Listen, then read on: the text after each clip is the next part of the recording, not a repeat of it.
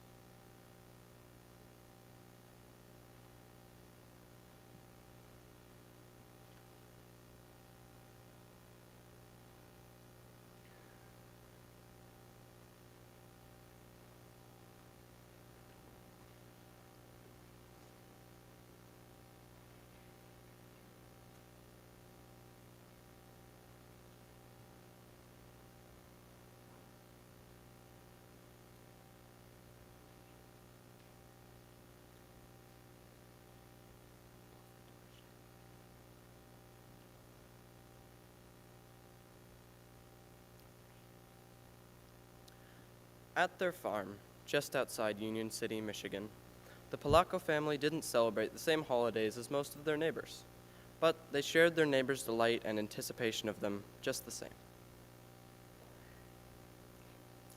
I remember just as if it was yesterday.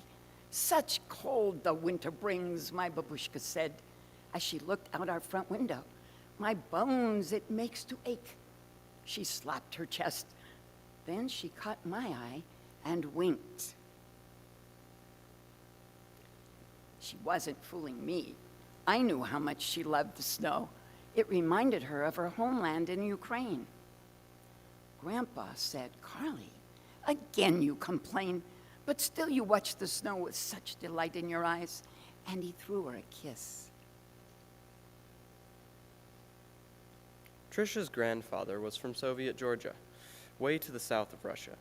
He and her babushka spoke Russian and had wonderful accents. They kept their homelands in their hearts, even though they would never be permitted to return. Just then, Mama rolled into the long driveway. Mama's home, my brother Richard called as we watched her get out of the car.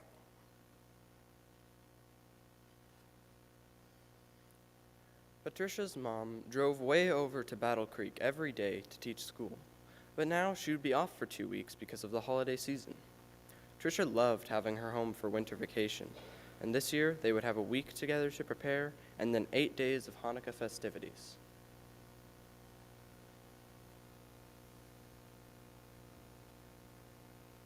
The next day, Mama took out our old tarnished menorah and asked me to polish it. While I rubbed, I watched my grandmother make the candles that we would put in it. Trisha's babushka tied long strings to a metal rod and dipped them into a pot of melted beeswax that she kept on the stove. Then she hung the wax, covered in strings on the wall to dry before dipping them again to add another layer of wax. She hummed as she dipped, never seeming to tire of the long process. And while that was happening, Trisha's grandpa prepared for the Festival of Lights as well. He carved small toys out of wood. Richard and I weren't supposed to know that he was making them for us, but he did it every year, and that afternoon,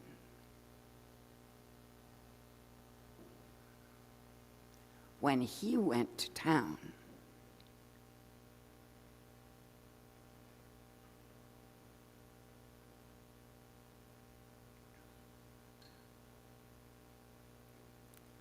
we couldn't help sneaking into his workroom to have a peek.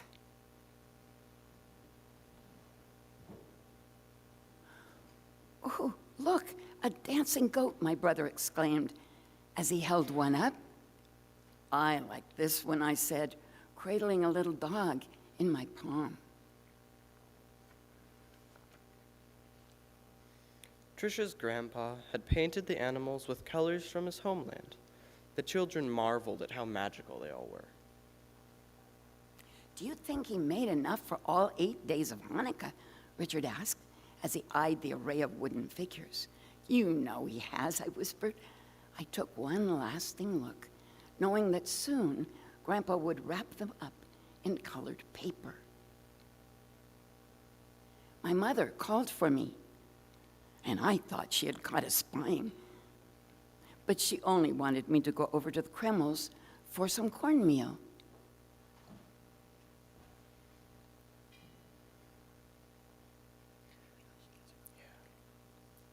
The Kremls, the Polacos' nearest neighbors, lived a half a mile down the road. They were farmers, like the Polacos, and at harvest time, Mr. Kreml always helped Grandpa. All the neighbors helped each other in that way. "Friendship means something," Grandpa always said, "especially for those who till the soil."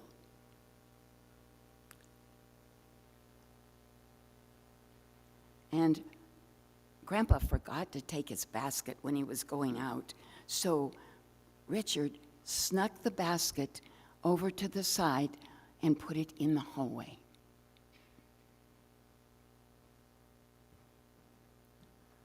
"Friendship means something," Grandpa always said, "especially for those who till the soil." I practically lived at the Kreml's house because little Sherry Kreml was a very good friend. We especially loved the holiday season, but when I watched her family decorate their Christmas tree and she'd watch my family light our menorah, I knew we were bustling in anticipation of the Festival of Lights at our house, and the Kremls would be preparing for the arrival of Christmas at theirs. But when I got there, I found everybody quite sick. Even Cherry, who was usually full of spitzorinchko, as my babushka would say, seemed quiet and weak. She was crying. "I hope Santa will remember where we live," she wailed. "Well, why wouldn't he?" I asked. "'Cause we haven't put up a tree this year or even decorated. Papa's too sick to get out of bed and go chop one down." And then she coughed an awful cough. Trisha ran home and burst into the house with all the news about Cherry and her family being sick. Mama seemed very worried. "Did you go inside their house, Trisha?" she asked. "Sure," I answered. "Uh-oh," my brother said. They all looked at each other. "When your grandfather was in town today," Babushka said very slowly, "Dr. Leash told him that many families around here have come down with scarlet fever. The Kremls must have it, and I sent you there," my mother said as she rushed me to the bathroom, pulled off my clothes, and soundly scrubbed every inch of me. "Am I going to get it, Mama?" I asked. "It's very contagious," she answered. "We'll know in a few days." "Am I going to die?" I asked, starting to cry. "No, baby," Mama said softly as she held me close. "But if you have it, it will make you quite sick."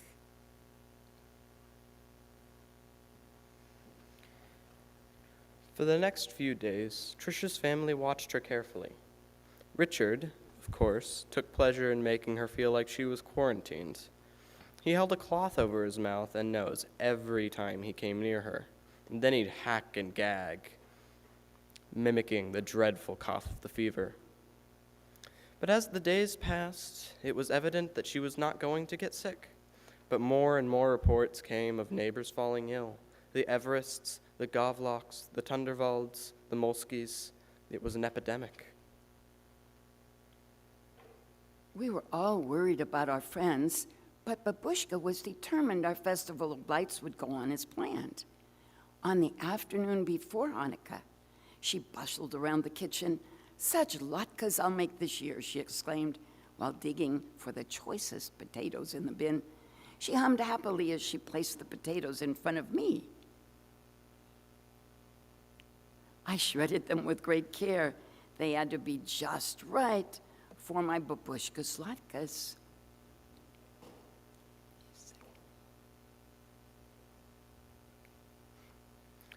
Mama and Babushka dressed down 2 chickens for roasting and put them in the oven.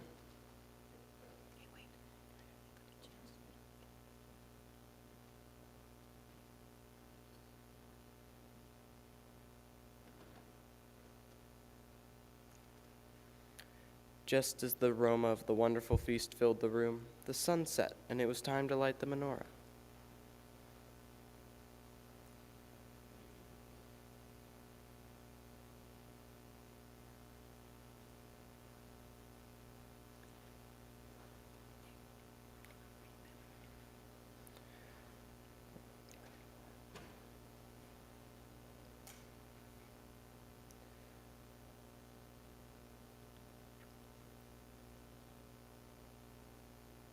Grandpa recited the blessings and lit the shomas, the candle used to light all the others.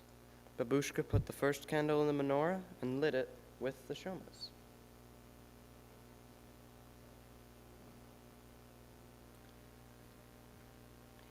And as traditional, Grandpa and Richard wore yarmulkes.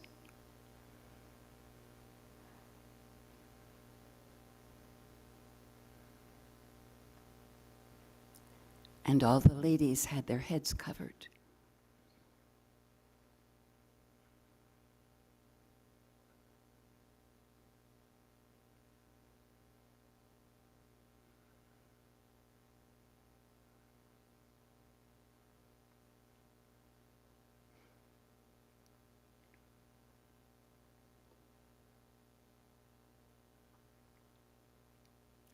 And then Mama told the story, as she did every year, of our people long ago.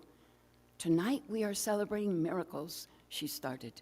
The miracle that a very small band of Jewish farmers turned soldiers could defeat a huge Syrian army. Were they really farmers before they were soldiers? Richard asked. Simple farmers, Grandpa answered, just like us. They were fighting so that they could worship in their own way, Mother added. Then there was the miracle of the light, my grandfather said with a twinkle in his eye. 1 little tiny drop of oil burned in the temple for 8 days. Such a miracle, my babushka exclaimed. Miracles can happen even today, Grandpa said quietly.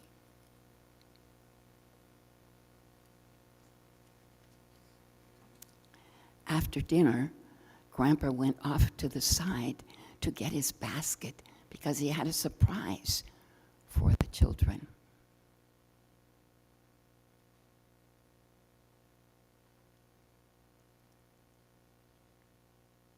He handed Richard and Tricia the beautifully wrapped presents.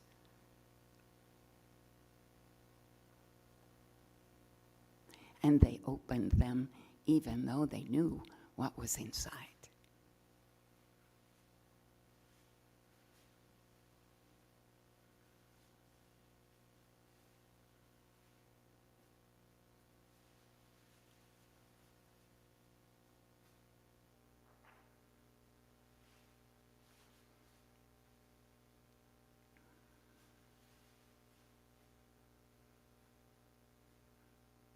And as they did that, Grandpa looked troubled.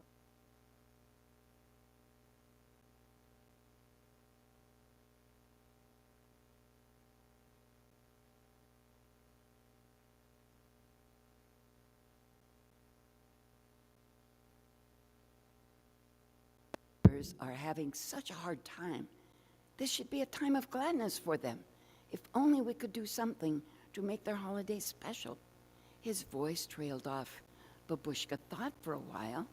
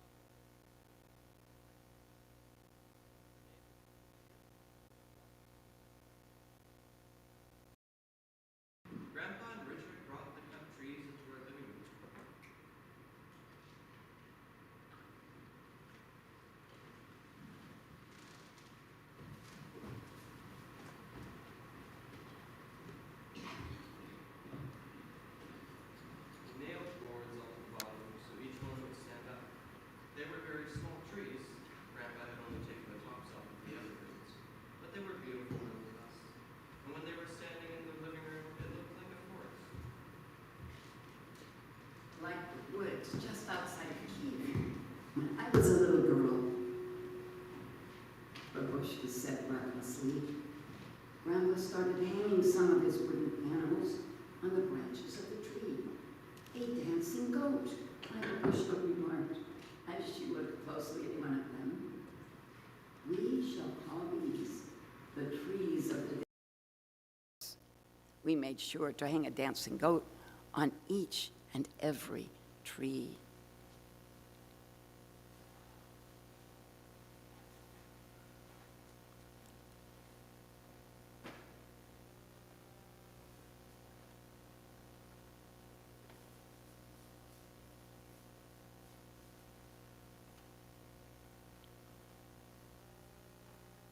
As the family decorated the trees, they sang and laughed. A single candle in the menorah flickered as they rushed past it to each other. They worked all into the night, while Grandpa, Richard, and Tricia finished the decorating. Mama and Babushka roasted more chickens and fried more potato latke.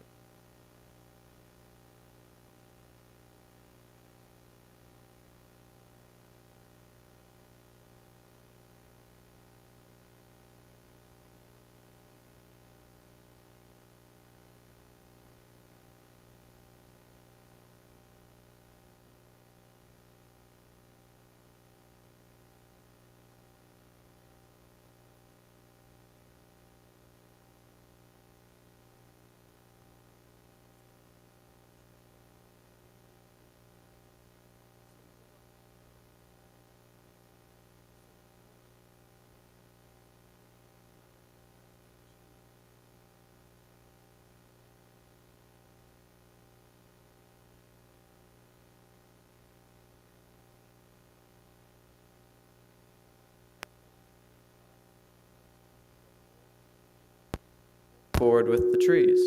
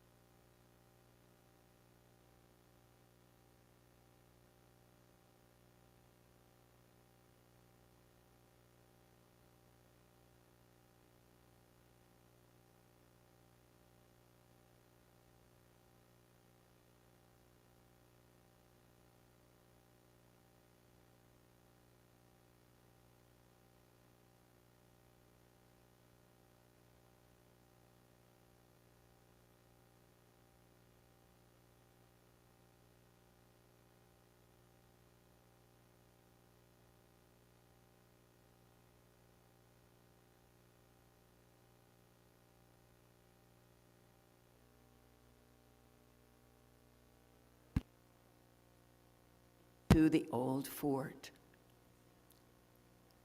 Tricia and Richard and Mama came back to wait for Grandpapa and Babu.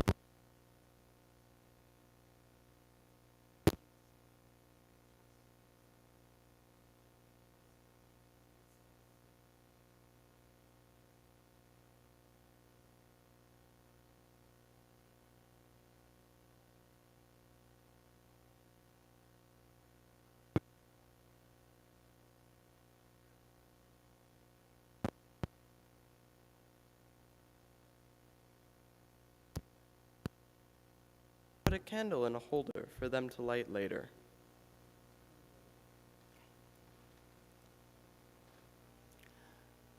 Mama was a little worried that they had been exposed to the fever. But Babushka said, in so much worse I've been, you shouldn't know from. God will protect. God will protect. That I know.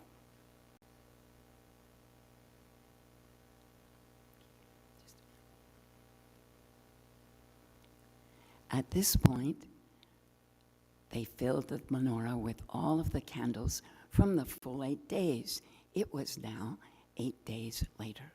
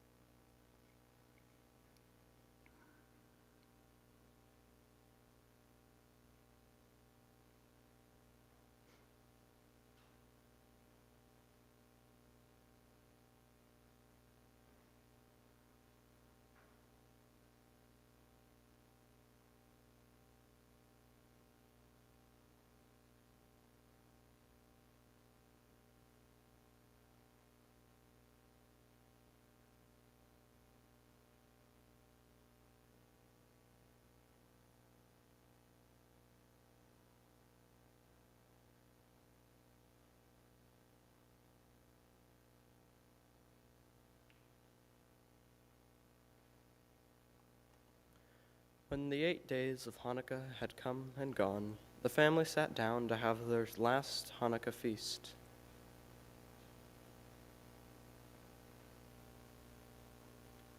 But then, there was a knock at the door.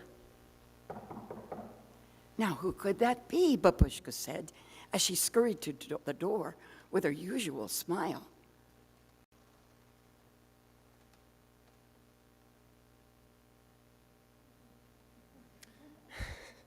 It was the Kremls, Cherry and her dad. With them were other neighbors to whom they had given trees and baskets. They all looked pale, but assured the Polakos that they were all quite well now. We have something for you, little Cherry announced as she bouldered through the door. The neighbors had tears in their eyes as they hugged my grandparents and my mother. Look what my dad made for you, Cherry said. And her dad pulled out a menorah that he had carved out of wood. On it, he had mounted some of the animals that we had given them.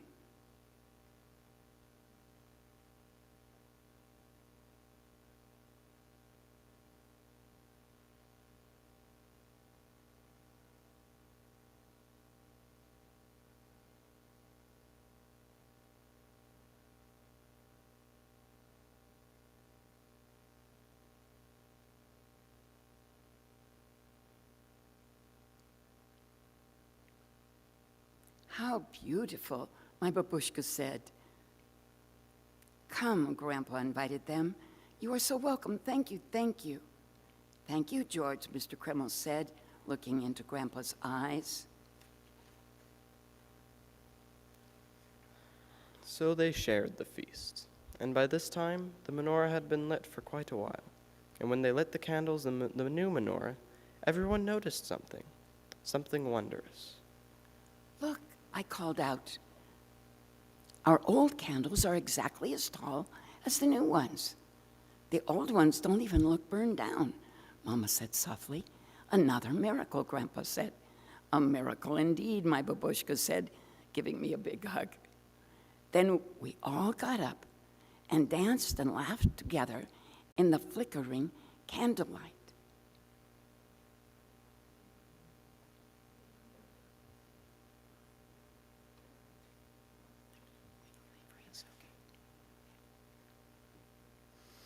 The neighbors all recovered from that terrible fever.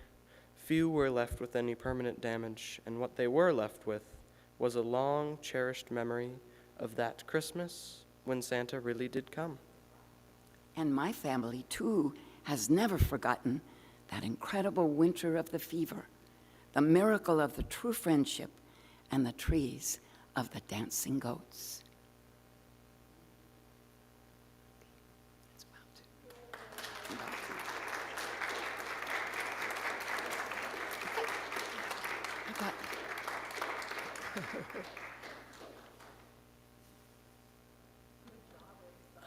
Well, thank you.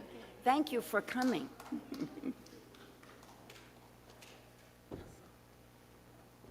And please go downstairs. There are cookies and things to buy if you would like.